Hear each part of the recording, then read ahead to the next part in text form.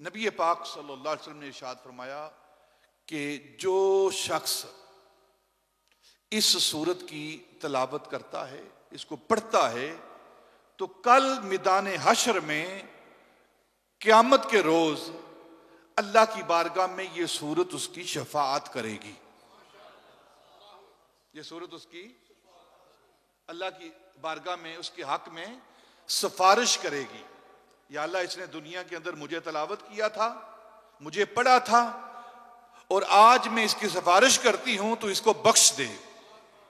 ये कुरान पाक की सूरह आले इमरान की ये सूरत है। हजरत अबू उमामा बाहली रजी अल्लाह ताला अन्हो ये रवायत करते हैं नबी पाक से कि नबी पाक ने फरमाया कि जो शख्स इस सूरत की तिलावत करता है, सूरह आले इमरान की, तो कल क़यामत के रोज अल्लाह रब्बुल इज्जत की बारगाह में ये सूरत शफी होगी, शफाअत करने वाली होगी, सिफारिश करने वाली होगी।